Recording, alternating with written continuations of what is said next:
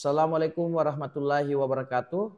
Selamat pagi Bapak Ibu penilai dalam sertifikasi dosen gelombang 1 2025. Perkenalkan, saya Muhammad Anugrah Ardana, SMMM, dosen program studi manajemen Fakultas Ekonomi dan Bisnis Universitas Andi Jemma Palopo. Video ini saya buat untuk melengkapi persyaratan dalam pengajuan sertifikasi dosen gelombang 1 2025. Yaitu pernyataan diri dosen dalam unjuk kerja Tridharma Perguruan Tinggi, PDD, UKT, PT dalam bidang pengajaran. Dalam kesempatan kali ini, mata kuliah yang akan saya ambil contoh dalam video pembelajaran ini adalah mata kuliah kewirausahaan, mata kuliah program studi manajemen di Fakultas Ekonomi dan Bisnis Universitas Andi Jemma Palopo. Mata kuliah ini terdiri dari 3 SKS, yang pertama 2 SKS teori dan 1 SKS case study. Mata kuliah ini disampaikan dengan metode DAI atau Delivery Interaction and Assessment. Dalam proses pembelajaran yang ada di dalam kelas ini dilakukan secara daring dan luring ataupun online dan offline. Deskripsi mata kuliah kewirausahaan ini adalah membahas tentang kualitas individu seorang entrepreneur dan bagaimana seorang entrepreneur berpikir, beradaptasi dengan lingkungan, kepemimpinan, mengambil keputusan dan memecahkan masalah. Pemahaman akan kualitas individu secara entrepreneur ini sangat penting sebagai pondasi untuk membangun usaha yang berkesinambungan. Setelah menyelesaikan mata kuliah ini, mahasiswa akan memilih pemahaman akan karakteristik dan sikap kewirausahaan yang harus dimiliki dan mampu mewujudkan ide bisnis menjadi produk dan jasa yang disiapkan untuk pasar yang ada. Materi pembelajaran atau pokok bahasan dari mata kuliah ini yang pertama adalah tentang konsep kewirausahaan atau entrepreneurship. Yang kedua, karakteristik seorang entrepreneurship. Yang ketiga, konsep kepemimpinan dalam entrepreneurship. Yang keempat, learning canvas untuk perancangan produk. Yang kelima, learn canvas untuk perancangan bisnis baru maupun dalam konteks urban. Yang keenam, learning canvas untuk memecahkan masalah sosial dalam konteks urban. Capaian pembelajaran dalam mata kuliah ini adalah CMK yang pertama, mampu menjelaskan konsep kewirausahaan atau entrepreneurship. Yang kedua, mampu menjelaskan tentang karakteristik seorang entrepreneurship. Yang ketiga, mampu menjelaskan konsep kepemimpinan dalam entrepreneurship. Yang keempat, mampu menerapkan learn canvas untuk perancangan produk. Yang kelima, mampu menerapkan learn canvas untuk perencanaan bisnis baru dalam konteks urban. Yang terakhir, mampu menerapkan learn canvas untuk memecahkan masalah sosial dalam konteks urban. Referensi dari mata kuliah ini adalah buku dari Bukhari Alma tentang dasar-dasar konsep kewirausahaan. Yang kedua, Garcia Cuertes, Isabel dan Martinez dalam buku The Innovation Pivot Framework, Fostering Business Model, Innovation Startup, Research Technology Management. Yang kedua, buku pendukung itu dari Yen Li Victor dan Zheng, Dissenting Driven Disciplinary Entrepreneurship, Case Study of College Student Business Plan Competition. Itulah deskripsi singkat dari diri saya dan mata kuliah yang saya deskripsikan. Kurang lebihnya mohon dimaafkan. Wabillahi taufiq wal hidayah. Assalamualaikum warahmatullahi wabarakatuh. Oke, baik. Bismillahirrahmanirrahim. Assalamualaikum warahmatullahi wabarakatuh. Waalaikumsalam warahmatullahi wabarakatuh. Alhamdulillah, puji syukur kepada Allah Subhanahu wa taala. Pada siang hari ini kita bisa berkumpul di kelas di mata kuliah yang masih sama, yaitu mata kuliah kewirausahaan atau entrepreneurship. Ya. Jadi minggu lalu sempat kita membahas, ada masih ingat kira-kira kita membahas tentang apa?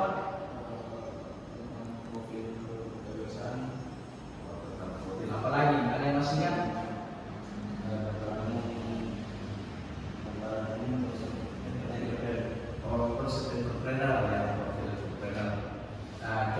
sini sudah ada kira-kira pebisnis yang menjadi panutannya, ada.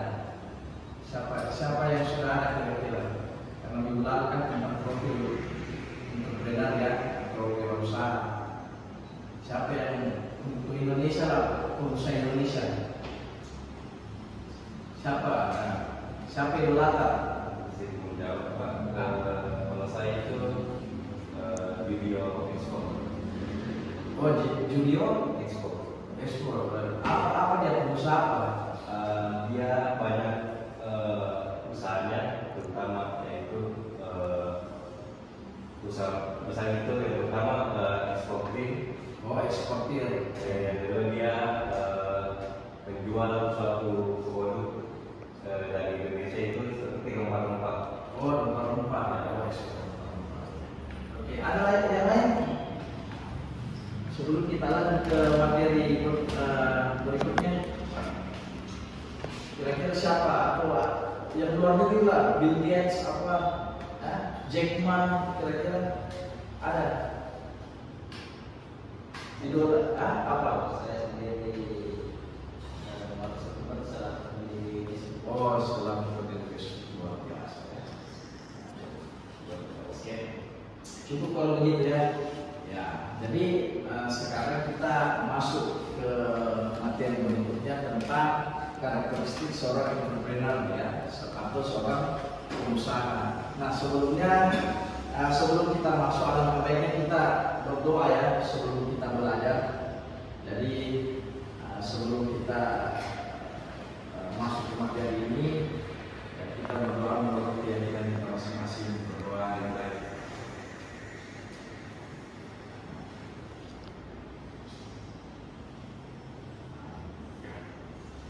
Oke. Selanjutnya kalau bisa kita absen disiapkan. Sudah bisa kita akses itu melalui, bisa kita login ya, di aplikasi Siaga Kampus ya. Ya, silakan absen.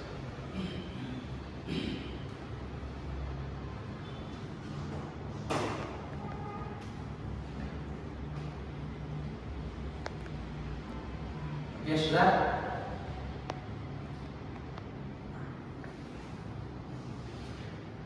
Sudah ya? Oke, baik. Kita masuk ke materi yaitu karakteristik seorang entrepreneur. Ya. Jadi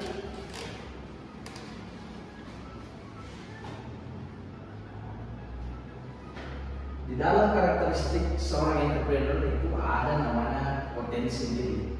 Jadi kita harus mengenali potensi diri. Nah, potensi diri itu adalah kemampuan dasar yang dimiliki seseorang atau individu, baik secara bakat atau pembawaan maupun dikembangkan melalui pengalaman dan pembelajaran. Jadi ada dua cara ya di sini. Cara mengenali potensi diri adalah secara bakat yang kita sudah bawa sejak lahir, maupun yang kita kembangkan melalui pengalaman dan pembelajaran. Nah, itu. Jadi potensi diri itu bukan hanya bakat, tapi bisa dibuat atau kita bisa pelajari. Ya. Contohnya mungkin kalau teman-teman di sini ada di sini selalu nonton bola, Cristiano Ronaldo ya, dengan Lionel Messi. Coba kita lihat potensi dirinya mereka berdua itu. Mungkin Lionel Messi itu potensi dirinya adalah bakat, ya, bakat dari memang hebat main bola karena bawaan. Nah, dengan Cristiano Ronaldo, ya, yang karena pengalaman dan pembelajarannya akhirnya dia juga hebat dalam bermain bola. Nah, jadi itu, ya, untuk mengetahui karakteristik seorang entrepreneur itu harus mengenali potensi diri. Oke, selanjutnya kita masuk ke ciri-ciri entrepreneur ya. Ciri-ciri entrepreneur itu yang pertama dilihat dari sini di table percaya diri. Jadi seorang entrepreneur itu kita harus pede ya, percaya diri. Di situ dijelaskan bahwa yakin pada kemampuan diri sendiri. Ya. Nah, meyakini bahwa kita mampu gitu. Jadi harus dipede dulu. Ya. Kalau kita mau menjadi entrepreneur, itu salah satu cirinya. Yang kedua adalah apa itu? Berani mengambil resiko. Jadi seorang entrepreneur itu ciri-ciri yang kedua adalah berani mengambil resiko. Kalau kita tidak berani mengambil resiko, bagaimana kita mau ya membuka usaha? Ya. Bagaimana kita mau berani mengeluarkan modal? Ya. Karena namanya berwirausaha itu pasti mengeluarkan modal. Nah kalau kita takut, tidak berani mengambil resiko, ya bagaimana usaha tersebut mau berjalan? Maka ciri-ciri seorang entrepreneur yang kedua adalah mengambil risiko. Yang ketiga, ciri-ciri yang ketiga adalah kreatif dan inovatif. Nah, seorang entrepreneur itu harus kreatif dan inovatif. Nah, selalu ada solusi baru atau ada pembaharuan. Ya. Ya. Dalam istilah biasa kita dengar itu bisnis, ada istilah kalau kita membuka itu bisnis, ada istilahnya ATM, amati, tiru, modifikasi. Supaya apa? Supaya ada diferensiasi dengan usahanya orang dengan usaha yang kita buat. Kan begitu ya? Iya. Jadi begitu. Jadi harus ada inovasi. Nah, kalau kita tidak kreatif dan tidak inovasi, usaha yang kita jalani nantinya itu akan apa? Iya, berhenti. Karena akan banyak pengusaha-pengusaha baru dengan apa yang lagi ngetren hari ini yang buka. Kalau kita tidak melakukan inovasi, jadi penting. Nah selain itu, seorang ciri-ciri seorang entrepreneur itu harus mandiri dan inisiatif. Nah, tidak bisa sendiri-sendiri kita, apalagi namanya selalu menunggu berharap sama orang lain gitu, ya. Harus ada ini baru saya bisa ini, harus ada yang temani kalau bisa tidak. Kalau entrepreneur itu seorang pengusaha harus mandiri dan inisiatif. Sebelum disuruh dia sudah berbuat gitu. Nah, tapi berbuatnya juga ini tidak boleh ya berlebihan. Kalau bahasa kita ini ya di kampung kaji ya kan? Ya inisiatif itu bagus, tapi jangan sampai over. Kalau over jadinya kaji ya. Jadi itu mandiri dan inisiatif. Hampir kurang lebih itu kaji dengan inisiatif. Iya, hampir sama. Tapi itu kalau kaji itu artinya baik ya, artinya inisiatif, tapi jangan berlebihan. Ya kan? Nah, terus berorientasi pada tujuan.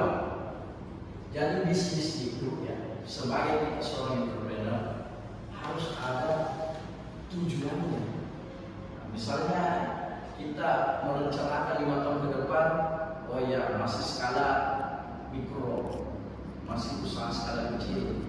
5 tahun lagi kemudian kita harus ada orientasi masa depan. Tujuannya, oh misalnya saya sudah next level atau bisnis saya sudah scale up, ya. Scale up-nya itu misalnya dari global mungkin atau outlet kecil menjadi resto misalnya ya. Nah, itu harus ada. Jadi ada orientasi tujuan. Ya kalau tidak ada ya begitu saja terus, ya kan? Nah, ada visi dan strategi yang jelas seperti warung abnormal, ya kan? Warung abnormal awalnya itu dari outlet kecil, take away. Mie, ya, makanan mie, lama-lama dia dibuat apa? Resto.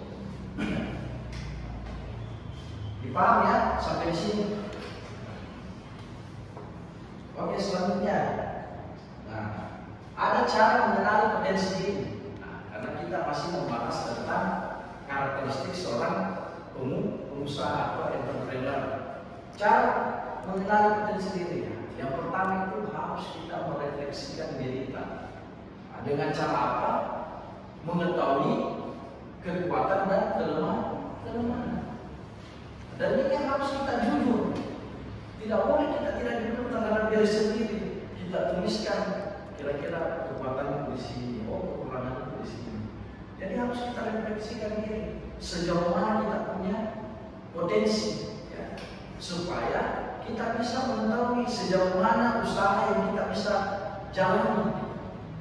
Sama tahu potensi kita masih banyak kelemahan, lantas kita membuat usaha besar kan tidak mungkin. Ya kan? Harus mengetahui sudah kekuatannya. Kalau kita merasa kekuatan kita sudah bisa membuka bisnis yang besar, ya tidak apa-apa. Ya, artinya kita bisa menutupi kelemahan. Oke. Yang kedua, cara mengenali potensi diri itu adalah tes kepribadian. Tapi ini ya boleh kita lakukan dan boleh kita tidak lakukan, ini opsional lah ya istilahnya. Ini bisa kita menggunakan proses BMTI dan metodologi lainnya, ya, cara-cara yang lainnya. Ya. Yang ketiga adalah evaluasi dari lingkungan kita. Apa maksudnya evaluasi lingkungan? Kalau kita mau jadi seorang entrepreneur, harus banyak-banyak bergaul dengan entrepreneur, pengusaha. Ya kan? Karena lingkungan itu membantu. Harus ikut pendidikan atau workshop atau pelatihan tentang entrepreneur, ya kan? Harus bergaul dengan pengusaha-pengusaha, ya, supaya lingkungan kita itu sehat dan ada feedback, ada umpan balik. Kalau lingkungan tak entrepreneur, ya kita juga jadi entrepreneur, jadi pengusaha, ya. Ada feedback di situ. Yang keempat adalah kegiatan usaha. Kalau di mahasiswa kan ya bisa melalui magang di perusahaan atau magang di tempat ya bisnis lah ya. Bisa ikut lomba ya, lomba terkait dengan apa lagi namanya, lomba kayak membuat bisnis plan ya, biasa ada kan. Ada terus yang ketiga bisa kita buka usaha kecil-kecilan, membuat produk sendiri nanti ditawarkan ke warung-warung di sekitaran rumah ataupun di mana kita tinggal ya. Oke, paham ya? Oke. Selanjutnya ya kita masuk ke dalam konsep wirausaha. Konsep wirausaha itu adalah suatu proses menciptakan sesuatu yang baru dan bernilai dengan mengalokasikan waktu dan usaha, mengambil risiko dan menerima hasil baik berupa keuntungan maupun pengalaman. Ini definisi dari kewirausahaan. Jadi di sini kita kaji satu-satu ya. Di sini ada proses, ya. Berarti ada proses yang kita lalui, ya kan? Yang kedua ada satu diciptakan. Apa yang diciptakan? Produk ataupun jasa. Menciptakan sesuatu yang baru. Yang baru di sini ada kaitannya dengan kreativitas dan inovasi. Bernilai. Nilai artinya di sini apa? Ada harga, ada value ya. Ya sehingga bernilai dengan mengalokasikan waktu dan tenaga atau usaha. Dan juga kita harus mengambil risiko supaya menerima hasil yang baik. Dalam bentuk apa kalau kita berusaha? Keuntungan atau profit maupun pengalaman. Jadi ada proses untuk mendapatkan keuntungan. Terserah prosesnya, adik-adik teman-teman di sini seperti apa.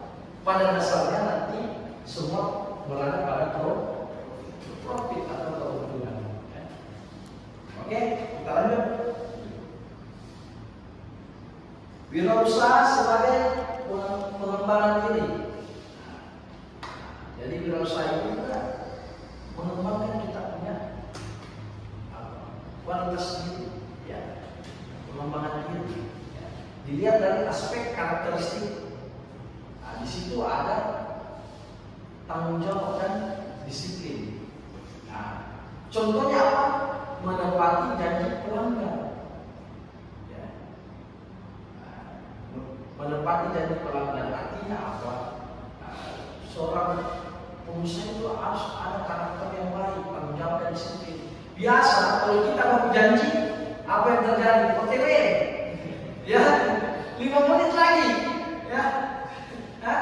Biasa kita dengar itu tuh, ya, tidak disiplin, tidak tanggung jawab. Kalau kita sebagai entrepreneur harus ikut tanggung jawab dan disiplin.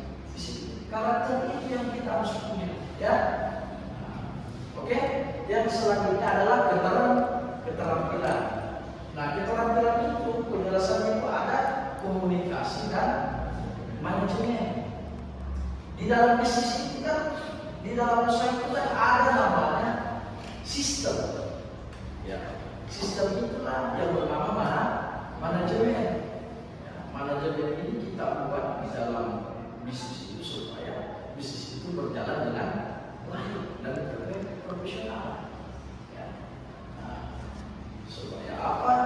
Contohnya keuangan itu teratur, ya, aturan anggaran itu teratur, dan juga kita bisa komunikasi. Akhirnya kita bisa bernegosiasi. Nah, yang ketiga, aspek yang ketiga itu adalah mentalitas. Nah, seorang entrepreneur itu harus tangguh dan optimis, tidak boleh mengeluh. Nah, ini banyak ini baru sedikit dikerja mengeluhnya minta ampun. Ya, kalau seorang entrepreneur itu tidak boleh mentalnya begitu. Apa pesimis, ya?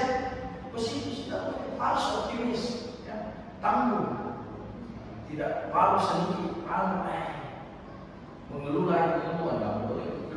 Harus optimis terus, ya. Nah, dan selalu ya kita bangkit dari kegagalan.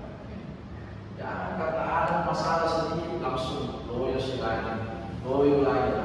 Harus punya mental itu harus optimis. Ya. Oke, selanjutnya ya, nilai-nilai dari kewirausahaan yang pertama itu adalah inovasi. Kita sudah bahas tadi bahwa tidak bisa dipungkiri bahwa kita sebagai pengusaha itu harus berinovasi, inovatif, ya. Nah, selalu menciptakan produk ataupun jasa yang baru. Nah, dulu mungkin warkop yang lalu, yang dulu hanya kopi susu. Nah, sekarang dengan adanya inovasi, akhirnya ada diciptakan namanya es kopi susu. Waktu saya dulu itu masih zaman kuliah tidak ada namanya es kopi susu dia ada, ya kan? Sekarang sudah ada namanya es kopi susu, berarti ada inovasi. Ya. Oke, yang kedua adanya adaptif. Adaptif itu apa? Menyesuaikan diri. Kita mampu menyesuaikan diri. Nah, misalnya saat pandemi, awalnya kita mungkin sebelum pandemi menjual di dalam gerobak misalnya, kena wabah penyakit, ada pandemi COVID-19, akhirnya dilarang kita beredar di luar, dilarang kita pergi keluar rumah, akhirnya kita beralih menjual online. Keempat adalah kemandirian secara finansial atau keuangan. Nah, jadi kita ini kalau sudah menjadi entrepreneur atau pengusaha itu tidak bisa kita bergantung pada orang tua, harus mandiri. Sesuai dengan ciri-ciri seorang pengusaha. Tidak boleh kita terlalu berharap, apalagi kalau modal awalnya sudah dari orang tua, ya kan? Masa sudah dimodali masih mau minta lagi? Ya, bagaimana modal yang dikasih ke kita? Ya, bisa mengupayakannya sudah di sini kita bisa hidup. Ya. Nah, tidak disangkali memang kalau kita mahasiswa yang kayak begini kan. Oke, lanjut ke nomor 4 ya, kemandirian finansial. Jadi tidak ada lagi bergantung kepada orang tua.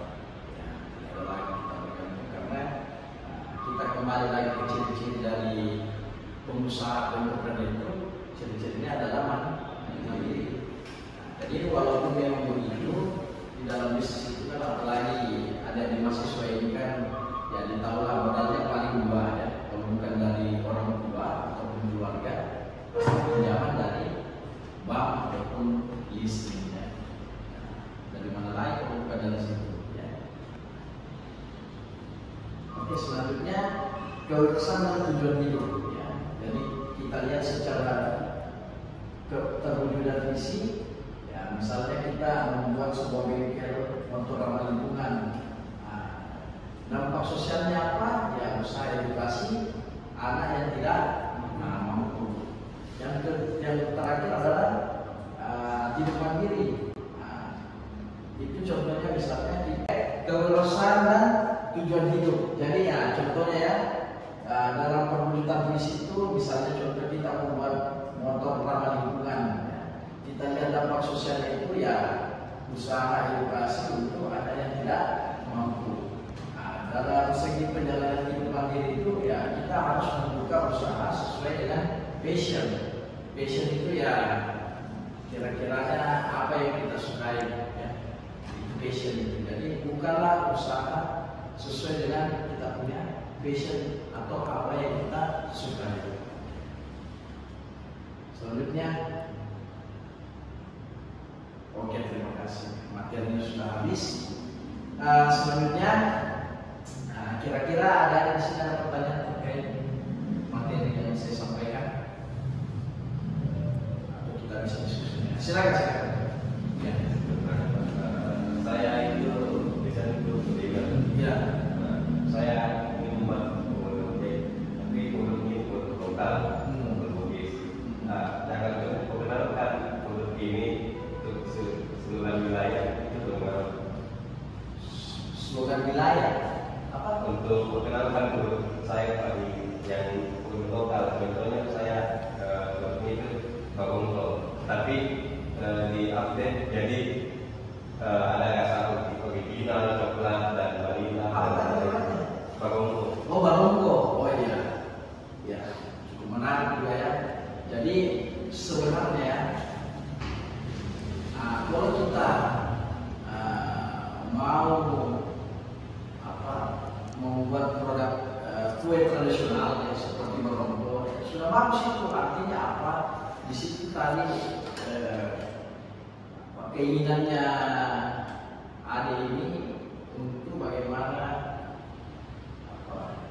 menjual kue tradisional ya. Kue tradisional ini dikembangkan untuk banyak varian rasa ya. Tapi bagaimana cara memperkenalkan? Kita berbicara tentang strategi marketing sebenarnya di sini ya.